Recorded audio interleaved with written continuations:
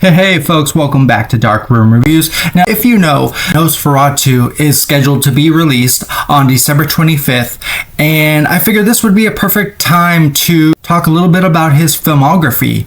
Now, if you're not familiar with his movies, he is known for period pieces, very dark material, and a lot of people were caught on in 2015 with The Witch. Now, this came from A24, a movie company about to be on the rise. They decided to put this out in limited release. It caught fire, essentially. Horror fans caught on to it, saw it, experienced it for the first time, and were stunned in such a positive light that only such a director like Eggers was able to pull something like this off. And if you haven't seen The Witch, it is about a family who are exiled out of this local village. They have to seek shelter. They're on their own. To make matters worse, they sense that a supernatural thing is in the woods and it's affecting them in a terrible way. There is something lurking in the woods, and it is in fact a witch.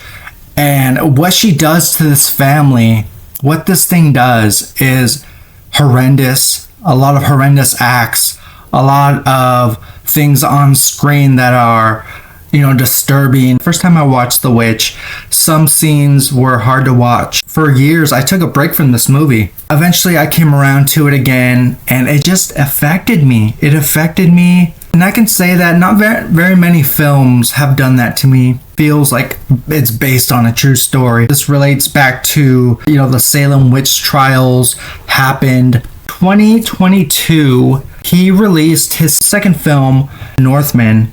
It is another period piece. Now, this relates to the time when Vikings were conquerors. They were warriors and fighting amongst each other. The story didn't click for me. I get that he was on to bigger and better things. I get that. This movie really had mixed reviews, divided some fans. It's not exactly a horror movie. I go back to the period piece. Robert Eggers is a guy who likes to do his research. I think right now he is that standard. It's a testament to his craftsmanship. In 2019, he collabed once again with A24 to put out a film called The Lighthouse.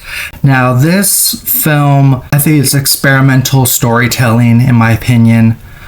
Very artsy. This had me scratching my head at times. It's one of those films that you need to watch, 2 to 3 times to have a clear perspective of what's really going on. I have my theories. I think fans were really into this one because of its weirdness. Our two main leads, Robert Pattinson, they are two lighthouse keepers who try to maintain their sanity while living on a remote and mysterious New England island in the 1890s. As I said before, these period pieces really captivate his style of filmmaking, and it's just brilliant. It's brilliant and haunting, as I said earlier in the video. This movie relies heavily on dialogue and conversations. You get an insight of Willem Dafoe's character. Robert Pattinson's character is more on the quiet side. They're two drunks, and they have each other to keep company. Here's where it gets weird. They eventually, Robert Pattinson loses his sanity.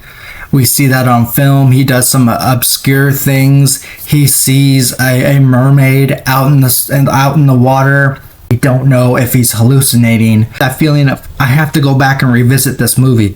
Come to the point where his latest film is a remake, Nosferatu.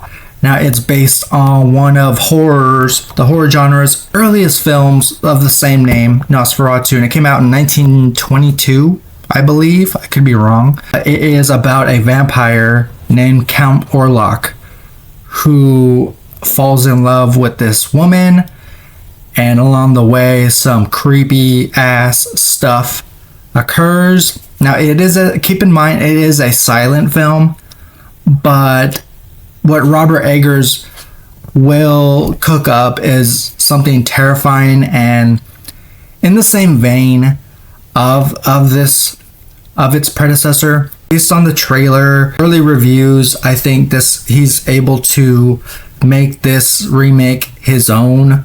If it has the same tone as The Witch, I think I'm gonna be terrified. Let me know in those comments below. Do you guys have a favorite Robert Eggers film?